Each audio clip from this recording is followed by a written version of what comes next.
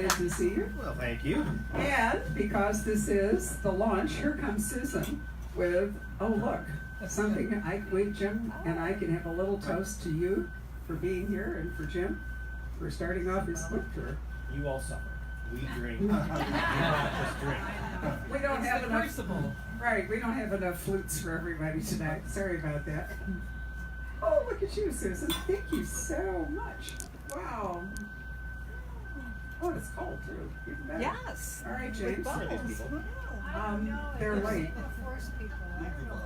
Who knows? So, to you and to Crucible. Thank you. You bet. Thank you And for to all of you.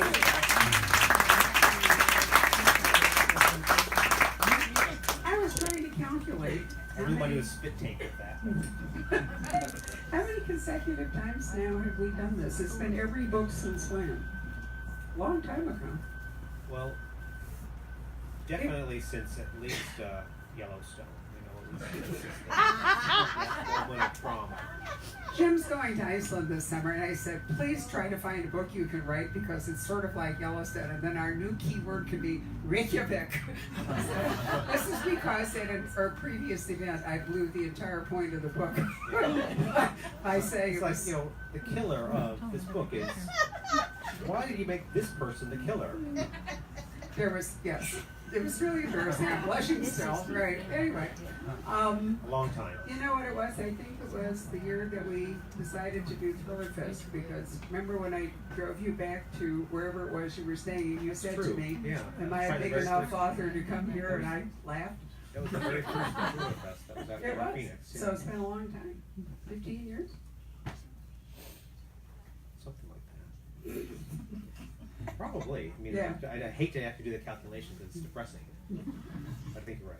You know what? Your blue shirt is really fabulous through your blue eyes. I mean, I'm getting the full. You guys can't see them quite as well as I can. Wow. Really just, she wants to make you blush. Maybe my red cheeks will match mine. So, you've done some interesting interviews already about the book, and one of the things you've talked about is how you come up with the plots of your special ops, scientific, historical thrillers. Do I have all those elements right? Pretty much, yeah. The books have a little bit of everything. They got historical mysteries, they got the science, they got the adventure. Right. Everything. Sort of like Michael Crichton, but today. Ah, here they come. We're so sorry. We were wondering what was going on here. I know I didn't shower for like 24 hours, so I thought maybe there's a reason for this empty front row. We should sync our watches, but no, that's okay. We're delighted that you made it. Thank you You asked me very a much. question, but I don't remember what I it did. So one of the things that you mentioned is that you keep kind of a grab bag of was. Oh, where am I? plot ideas. Well, I didn't ask you where you get ideas. Yeah, this you time, know, but sort of. I will leave. You asked me that directly. She's indirectly trying to ask that, but Well, not directly. I was really fascinated with what it was that sparked this book in your imagination and sent you to your kind of grab bag of general ideas to begin assembling a plot. Well, a couple things. You know, I'm always looking for that historical mystery, and so back when I was here last year, somebody asked me, "What's your next book about?" And I mentioned one thing that came out of that idea box, which was a weird little, seemingly contradictory history about the Catholic Church and its relationship to witches. You know, witches historically are considered to be persecuted by the Catholic faith, their Christian faith, because of the Exodus line, suffer not a witch to live. Well, there was actually a saint in Spain. I learned about this when I was traveling through Spain, Saint Columba. She was a woman in the 9th century. She was a witch, basically just practicing pagan arts of using herbs to heal people. Supposedly she met Christ, Spirit of Christ on the road. Christ said, "You must accept me in your life if you want to enter heaven. You must become a Christian." So she said, "Okay, I will. I will become a Christian." And she was martyred for her Christian faith. Only problem, she never gave up witchcraft. Forgot to say that part of the deal. So she continued to practice witchcraft, and when she was martyred for her Christian faith, she became the Catholic patron saint for witches. Not against witches, not as protection against witches, but a patron saint in favor of witches. So it's just a weird little historical fact that, you know, I'm always looking for that might become, you know, bits and pieces of stories. And so that was in my idea box. And then I was doing some research about the Spanish Inquisition, as people are wont to do. How many people always are looking for information on the Spanish Inquisition? That's why we were late, actually. There. Now, makes sense. Now I accept it. Perfectly reasonable reason to be late. And going to original sources. I mean, none Exactly. of this just Spain, Google yeah. stuff. You know, travel through Spain, I'm going to find out about the Spanish Inquisition. I want to find all the tortures and the horrible things they did. And I found a lot of interesting facts about the Spanish Inquisition that came out of that book. And we can elaborate a little bit more on that if you want, or we can tell the other side of the story. Is that most people, the Spanish Inquisition started about the mid 1400s, lasted for about 400 years. The beginning was, you know, ruled by Torquemada, the bloody tyrant, the bloody Grand Inquisitor that was torturing a lot of witches. But over 400 years, 4 centuries, you know, attitudes began to shift a little bit. They became a little more liberal. They were, you know, one of the odd little facts I learned was the Spanish Inquisition was one of the first institutions in Europe to outlaw the burning of witches. Which doesn't that seem like a weird fact too that people don't know about? There was an advocate called the Witches Advocate. It was Alfonso de Frias. He was a lawyer, trained to be a lawyer, eventually went into the priesthood and became sort of an advocate for witches. He approached the Grand Inquisitor at that time and said, hey, you know, I think a lot of these witches aren't really witches. I think they're either they're delusional, or you've got these confessions on these women from torture, so maybe we shouldn't be killing them. And that became sort of the prevalent feeling at that point. And so they thought, well, maybe we better not do that anymore. And became a little more liberal, eventually outlawed it. But as you can well imagine, as this shift is occurring, as the Spanish Inquisition is becoming more liberal, not everybody liked that shift. There's a certain core group that said, no, we don't like that. We like the old ways. And they call themselves the CRUCIBLE, which is Latin for crucible, because they believed in purification through fire, which a crucible basically is a vessel that you purify through fire. And they decided that we'd like to continue to do that, please. We would like to purify with fire and burn more people. And they continued to do that well into this liberal turn of the Spanish Inquisition. Eventually they were sort of driven into the shadows and further into the corners of Spain. And to this day, there's people in Spain that believe that the Crucible still exists, that they're still operating in secret. They are still looking for heretics and secretly murdering them. They're looking for women that dare, you know, ask questions they shouldn't ask and murdering them. So I'm a thriller writer. But of course they're still alive. And I'm going to write a book about them. So that's the history part of the book is you know, what if the sect still existed, and there's some more secrets revealed in this book about the Spanish Inquisition and how, you know, a little fact, I shared this with Barbara over lunch today, and it's not in the book, but I just shared it with you, is that of all the witches that were accused in the 4 centuries by the Spanish Inquisition to be witches, only 2% were killed. Everywhere else in Europe, 80% were killed. So again, the Spanish Inquisition got a little bad press because they were considered to be the horrible, you know, scary, you know. No one expects the Spanish Inquisition from Monty Python, you might remember. Horrible comfy chair. That was at no Pine Bike. That's a very funny joke. So again, just a lot of things that I think you're going to be surprised about the Catholic faith and its relationship with witches, about the Spanish Inquisition and its relationship with witches, and that's just the history. There's a whole other side of the story that deals with modern witchcraft. And at the beginning of the book, I pull a phrase from Arthur C. Clarke. You know, any sufficiently advanced technology is going to be indistinguishable from magic. So, you know, to me, I got this iPhone in my pocket. I have no idea how it works. I don't know how Siri can answer most of the questions, not that well. Google's a little better, but you know, pretty magical. So I decided, you know, if this sect existed and it was looking for witches, maybe it was going to be looking for women in the technological fields that were dealing with what looked like magic, and that is the beginning of the story. Is there's a young artificial intelligence researcher named Mara. She's develops the first sort of artificial intelligence that might become the breakthrough towards what's called artificial general intelligence. This computer that can that self-aware, this intelligence we are, is a breakthrough. CRUCIBLE gets word of this. I'm not ruining anything. It's right at the beginning of the book. Bad things happen, and she's on the run, and that's where the story begins. Well, knowing that you were coming, I did a tiny bit of research. Pardon me while I try to get back into the chair. The Pendle witch trials were the famous Lancashire witch trials in the early 1600s. And then, of course, we had the Salem witch trials. And I was telling Jim, and I tried to look it up, I couldn't find it, a book coming out in February about witches in England going to the Pendle trials. And the question, the headline for the little snappy thing for the book was this a war on witches, or was it a war on women? And, I think that is part of what you're talking about.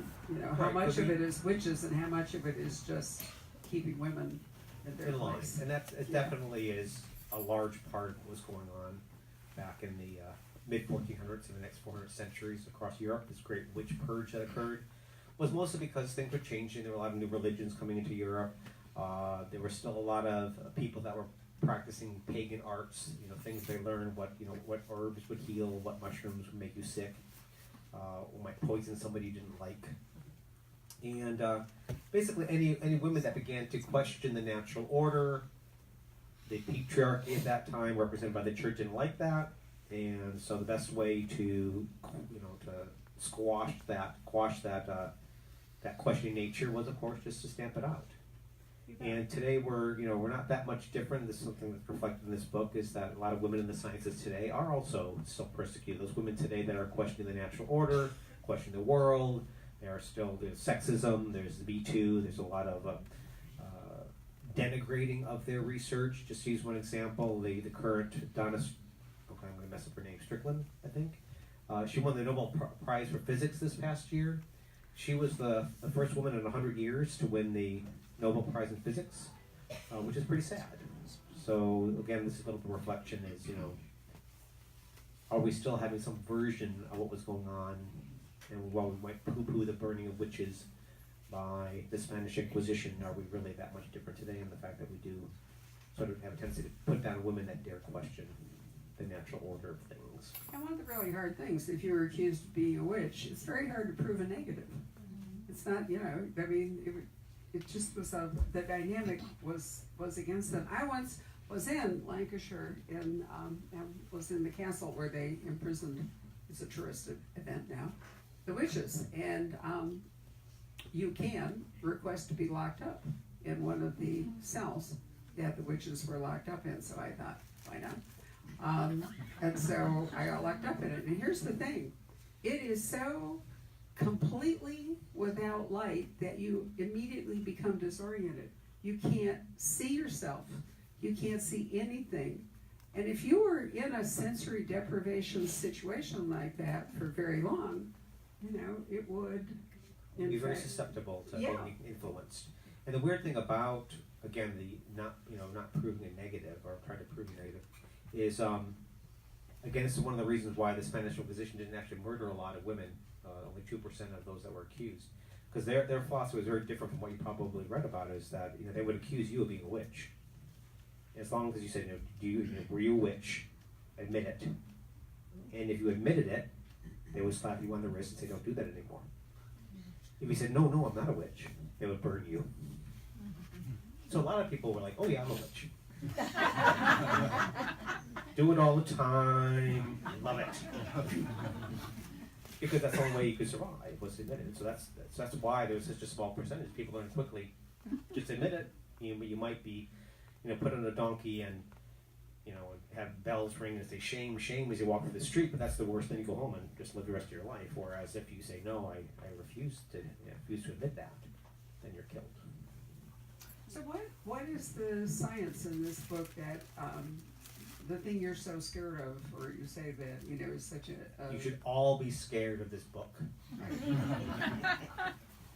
there's certain things I couldn't even put in this book because I talked to a bunch of AI researchers in preparation for this book because I like to get my science as current as I can because I finished this book about 8 months ago.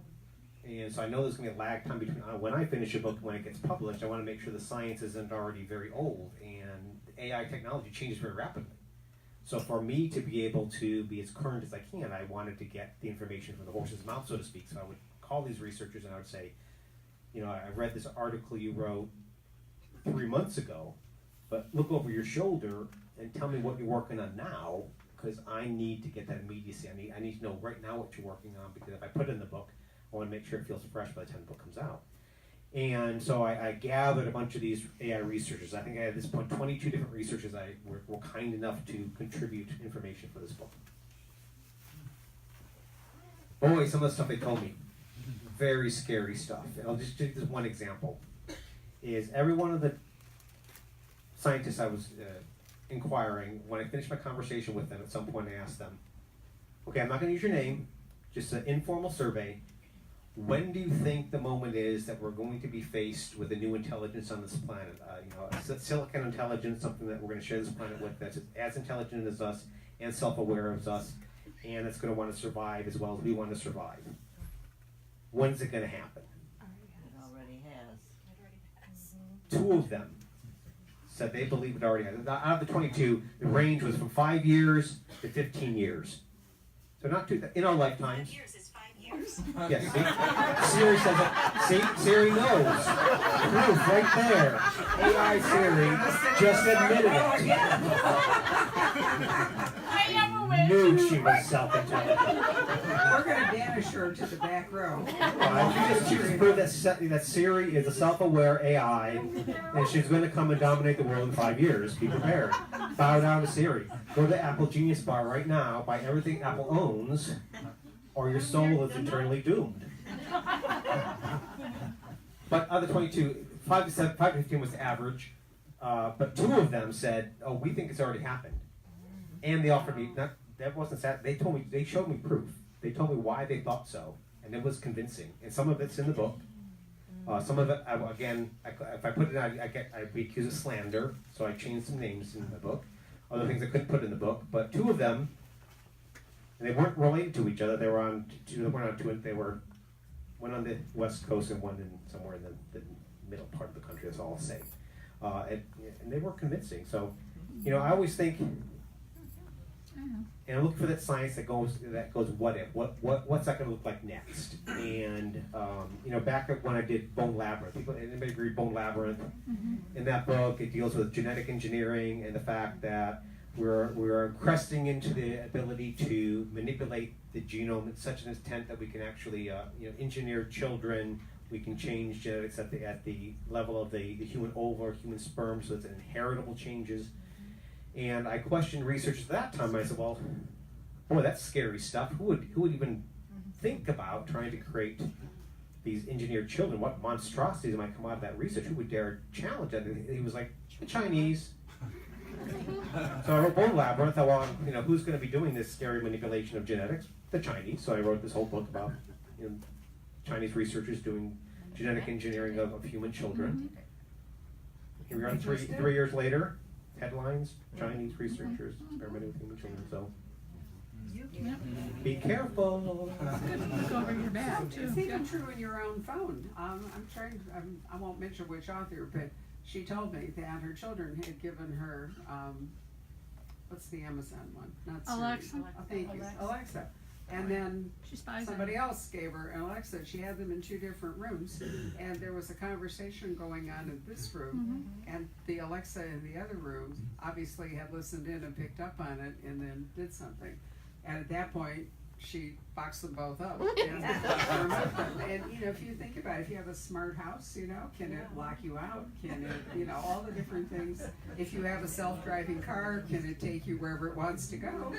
I mean, really. It's some creepy stuff. I mean, remember the story about the Alexas that were like laughing? Yeah. I don't think that was a glitch. Gary, was it a glitch? Well, there was the guy with the baby monitor that all of a sudden, discovered that somebody was talking How do you to think the Amazon child knows what to suggest to you? through whatever the baby monitor Oh, was. now that's scary. No, there's a, they talk about, most AI you hear about today is what's called narrow AI. It's basically just these programs that are very good at digesting data, analyzing data, and making interpretive changes. Mentioned this book is that about over 70% of all transactions done on Wall Street are done by an AI. They're not done by any human that makes these choices. It's an AI that makes these choices. And back a few years ago, it glitched for like 1.7 seconds, and the stock market dropped 1,000 points in those 1.7 seconds because of that glitch. So we're already very dependent in so many different ways on AI, and this is a narrow AI. And when we see, each level gets more and more advanced. In this book, I talk about AlphaGo and AlphaGo Zero, which uses Google's DeepMind AI.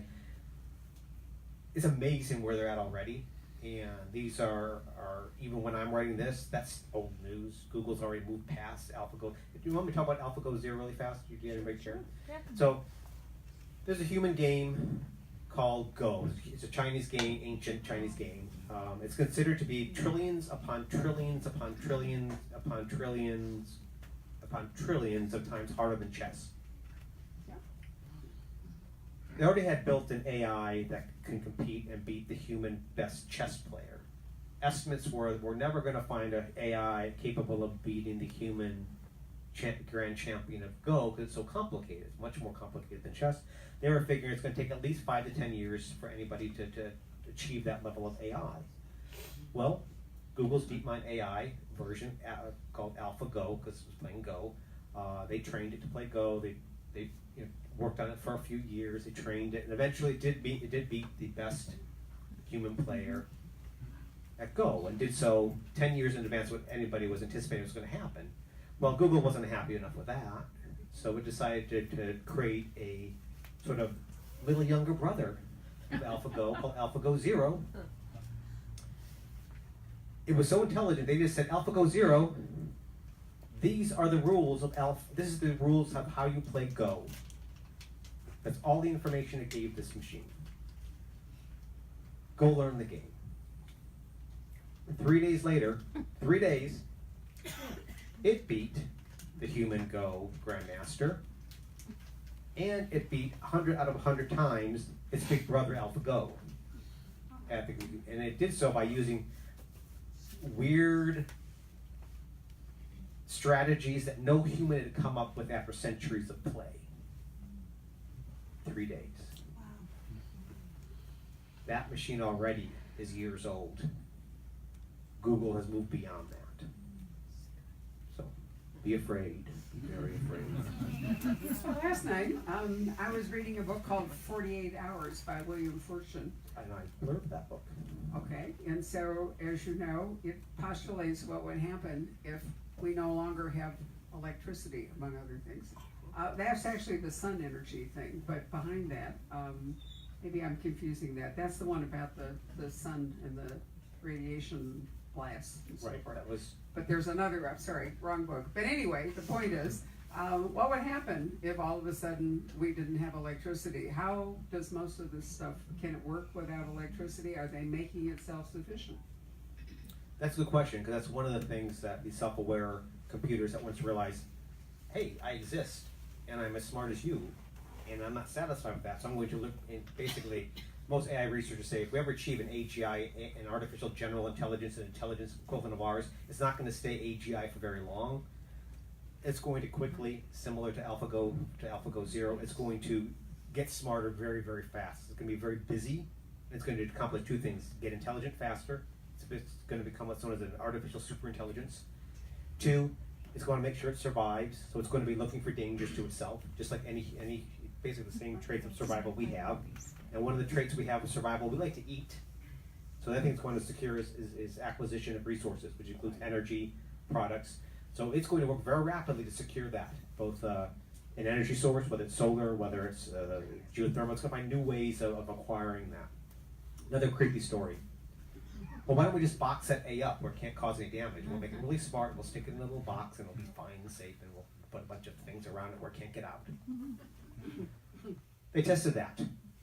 It was called the AI box experiment. They're going to put an AI in a box and see if it will stay there. So the AI in this case was a computer genius in AI.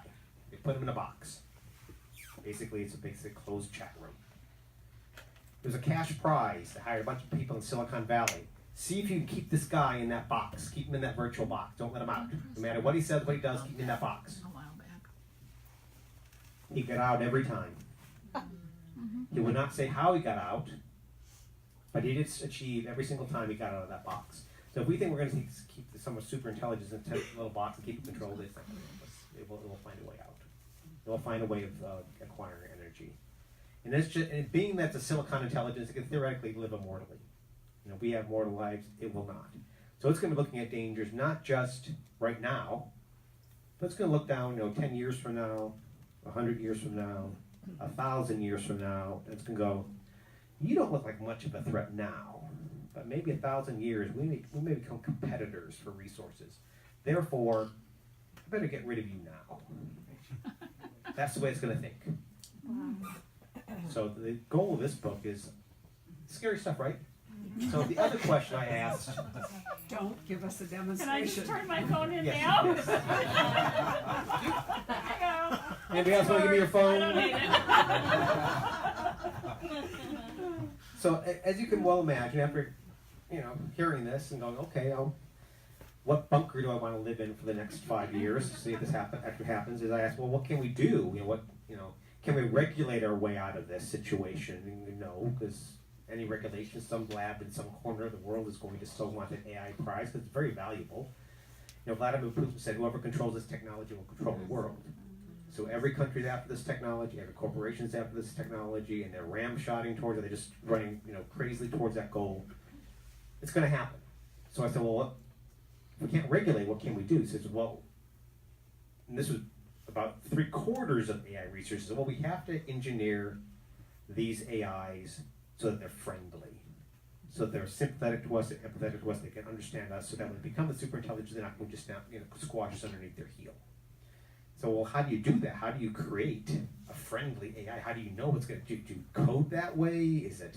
Which is sort of like, do you manipulate its nature, or is it more nurtured? Do we have to grow it in some intelligent manner? So they told me, researchers told me different ways in which they can construct a friendly AI. And you're going to see that in this book. There's a character named Eve. It's a young AI in the beginning of this book, and we're going to see her evolution and transformation over the course of this novel, using techniques that I learned from talking to these AI researchers. And you'll see both the wonders that could have happened from AI research and, of course, being that I'm James Rollins, the horrors that can occur. It's very powerful, and there's a nice summary at the end, but don't cheat by starting at the back of the book, people. Tell us a little bit about the interesting book, the what do you call it, Maleficorum? Sure. I have to practice that. I'm sure at some point I'm going to be on a read. I got to use the word Right. Malleus Maleficarum. Maybe I want to try to pronounce that correctly. Yes. Yes. Malleus Maleficarum. Maleficarum. Maleficorum. Thank you. Thank you, Andrew. Always count on him to solve any riddle I need. He's a code breaker that solved it. I thought it was an impossible code to break. Challenge. I put it on the web. Said, whoever can solve this is going to get a prize. 20 minutes later, sitting here, he solved it. He's an AI. Totally disguised behind his glasses. So yes, the Malleus Maleficarum. Interesting thing about why did we all of a sudden start burning witches? Prior to the mid-1400s, there were witches, and there were witches in the Bible. There's the witch of Endor, which King Saul sought to get some information. But they weren't really. King Saul didn't murder the witch of Endor; let the witch of Endor live. But then there was a witch hunter's Bible that was written, called it Malleus Maleficarum. translated Hammer of Witches. It was basically a text that talked about how to identify a witch, how to prosecute a witch, how to punish a witch. Probably wouldn't have been a big impact, because there were other books prior to that talked about witches and what to do with witches. But what worked well for that book is it happened to come out the same time that the Gutenberg printing press came out. So because of this technology, it was mass produced. So what would have been maybe a text that was read by a few priests in different corners of the world, all of a sudden was mass produced and mass distributed, not just across Europe, but also over to the U.S., to young America at Right that time. alongside the Luther Bible. Exactly. And Wow. so this became, because it was mass produced, it caused a mass hysteria. Because it was mass produced, everybody was now looking for those witches to identify, persecute, and prosecute. And so it's considered to be almost the equivalent of Mein Kampf. It's attributed a bloody document that's led to 60,000 deaths. So there's some mysteries surrounding that book also that are also play a role in this book. I won't go into great detail on that. You can read the book. So that's. So Yeah, you we're already know witches. now from my discussion in Jim's that what your goal now is to go on a quest for a first printing of the Valaficarum, because it'll be incredibly valuable. Yes, Right? it will be. Yep. Yeah, but no, you're right. It had, it wouldn't have had that impact if it hadn't been all there. Interestingly enough, you know, it was also the Gutenberg printing technology that created wider spread literacy, because when there wasn't anything to read, people didn't have as much incentive to learn to read. So there were I just find lots of interesting that, you know, effects. here we have, you know, you think technology, you know, again, technology, the printing press is going to, you know, make the world smaller, it's going to spread information wide and far, it's going to do great things, it's going to change the world. And what do? We produce this document that we use to justify killing a bunch of women. Remember the internet? It's going to be a great device for expanding knowledge and learning and great things, and, you know, what do we do with it? Right, we're not Hasn't gonna- quite ended up what we thought it was going to be. No political discussion allowed, right? But we can see the, Well, I'll use this example. AI okay. and internet. So I should have prepared for this. I wasn't prepared for this point. There was a bot that was released on the internet with these instructions. Go out there, study what's on Facebook, study what's on Twitter, then try to pass as human. See if you can convince people that you're real, that you're not just a robotic bot. So it did that. Studied Facebook, communication, tried to learn the part dictum and dictation and slang, and studied Twitter, and finally it debuted itself, and it was supremely racist. So it's a little reflection of what's, you know, what, again, I use that example because, again, we're trying to grow this AI, we're thinking that we can teach it ethics. You know, if it uses us as an example, maybe we're not the best example of what should be So let me go back to witches and, you know, women who were doing things. What's the difference between a wise woman and a witch? Seriously. Is this a joke or a riddle? No, because in many respects, if they have the same access to, let's say, skill with herbs and healing and so forth, Right. or they're good at OBGYN, you know, which is what basically they were. Why is it that, you know, there were white witches or there were wise women who were perceived as being good? How did some of them fall into the witch category? Was it just, like them. well, that's sort of Part my of that question. too, but it was also how well you play the game. And I'll use this example where this ties to Saint Columba. I talked about at the beginning. This patron saint, Catholic patron saint of witches. Now, a lot of women at that time were village healers. They were using things that were going back to pagan times and pagan remedies. Church didn't like that necessarily, so they began to start hunting these two women down. And so what a lot of them did, in not imitation of Columba, but I think that maybe Columba, if she indeed did exist, may be a reflection of this phenomenon. A lot of these women would retreat into the convents. They would actually use the walls of the Catholic Church to protect themselves. So they would retreat into these convents. They would outwardly adhere to all, you know, Christian doctrine. Yet in their gardens, this is factual, you can look it up, they would plant these pagan gardens within convent gardens. They would grow these herbs that if they were grown outside the convent walls, they'd be a witch. If it's grown within the convent walls, what kindly nuns you are to help healing the sick. All a matter of perspective. Garden here, you're a kindly nun helping the sick. Out here, you're a witch practicing evil arts. So it's both perception and reputation, and also if anybody had it in for you for any particular reason, they could accuse you of witchcraft, where, you know, you might not have been behaving any differently. Well, we all knew that, right? So, anyway, so let's catch up a bit with Sigma Force. So we know some things from earlier books that are threaded through this book, like Correct. Seichen, for example. What's Yep. going on with her? Well, not much. The book starts out with, Gray and Monk, it's Christmas Eve, they're out celebrating because Seishan's pregnant, she's about to have her child.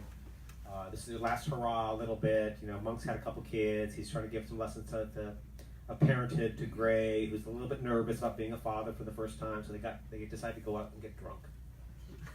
As one would. So Monk has a little improvement in his prosthesis. He's out in a bar doing a little bar game of flipping a coin and guessing how it lands.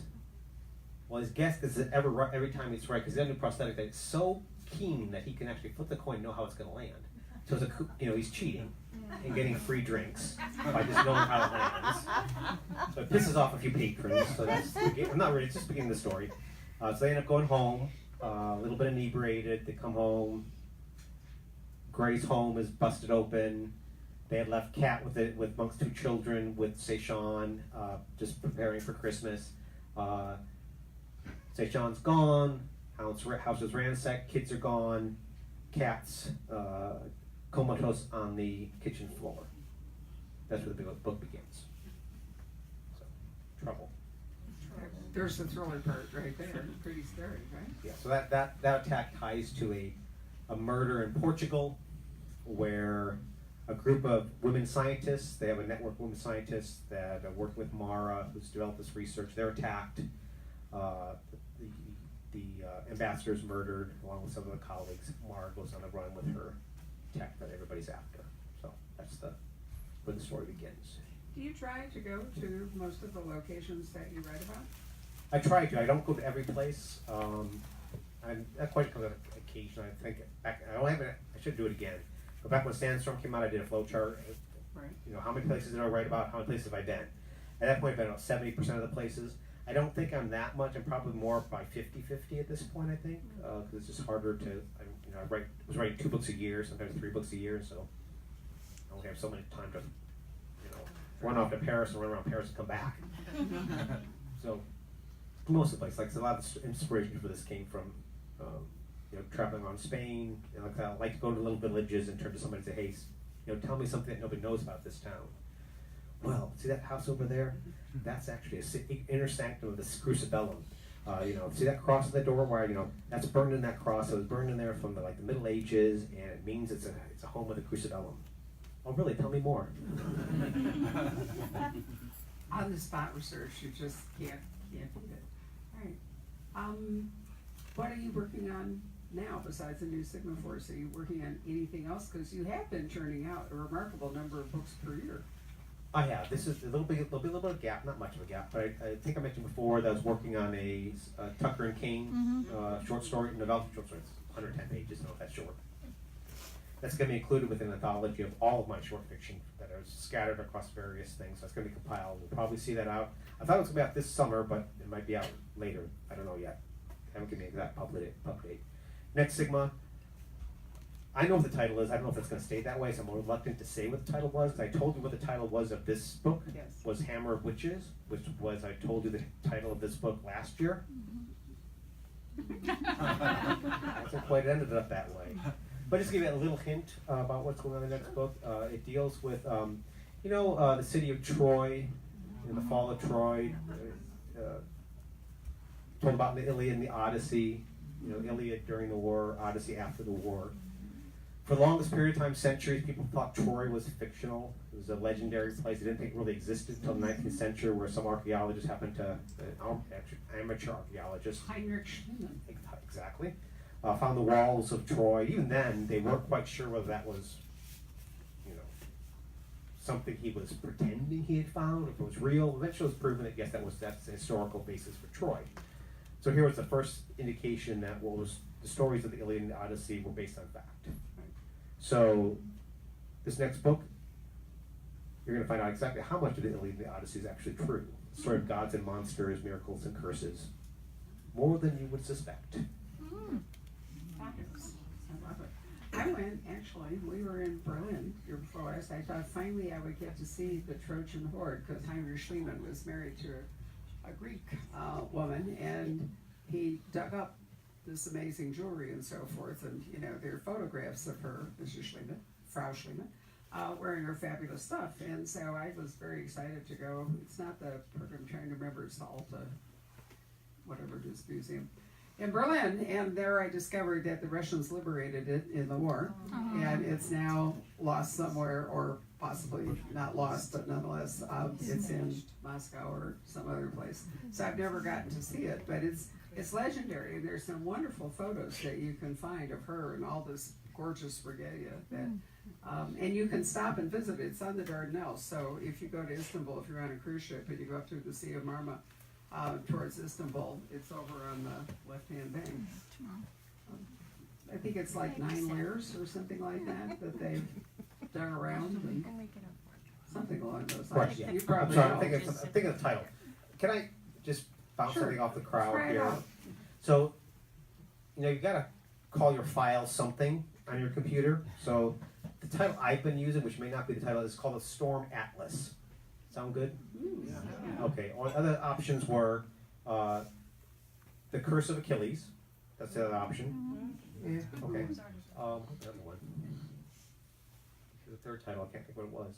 But Storm Atlas sounds much more positive reaction. Okay. I need that to argue with my editor. But well, Lissa. I think it's a very good title. Thank you. I like it. Tell us if there's any action going on in film or video land. Right. Film video. Yes. And you're say not that gonna- all the All I time. can tell you is it's not going to be big screen. It's going to be a television series. Okay. The showrunner just asked for Crucible, so apparently they're still interested because they wanted to see the new book. So they've had the property now for about a year. They're now just trying to line up talent and script, and people say, well, when do you expect to hear any other news? And I said, well, probably when I see the commercial on television for the series. I will know then. So will it You be, should be grateful for long short form television. Oh, I'm Try happy- to very happy with imagine that. one of these books in one movie. I think it's that just not series is on. Oh, great. no, I would no. like so is to- it gonna be on like cable? It's not gonna be on Netflix or something like that? I don't know. You never know. I do not know. It's a production company that bought it, so they're literally going to make the entire series, the first season, and then they sell it. So, Can you say which production company? no. Don't forget, They get distribution. they get to announce it. They allowed me to at least say Yes. there's a television series in the works, that's but it's wonderful. all they're going to let me say. They're not going to let me say anything. I've got some other information I can't reveal in regards to some of the talent and some of the things that go on, but I can't say anything. When will you be able to reveal who is going to play Commander Gray? Whenever they tell me. She wants to know, sorry, they can't hear you in the back. I don't know. At this point, they have not told me that information. So they haven't done the casting yet? No. She asks that. At least not It'd that be they interesting to not see- that they told me. Be So interesting to see who they pull for that. Well, a lot of I'm it right has to here. do with right, who they can attach that is the big name and so forth. Distribution is the entire key to whether something is successful. So it's true in the movies, Isn't it tiresome when, every Harkins is the same, like 6 movies, and you really wish that some of them would have different movies so you could go and see something, but that's just the way it works in movie land. With television, there's a proliferation of channels, so, there's like a zillion different, speaking of artificial intelligence, I get really irritated. I can't turn on our TV. My husband is now migrated to a Fire Stick or something, which he talks to, find something. I am completely helpless, so if anything happens to him, I'm going out and I'm gonna buy a new TV. That's like an Funny on-off ears. switch. Smart you. I know, I can't even turn on the one that's showing all these wonderful photos of past events and so forth in the store. PK, who's standing over here, is our techno wizard. I'm sure that he laughs at me when I go over there and poke hopelessly. So I don't even know how it works. But nonetheless, Don't look at me.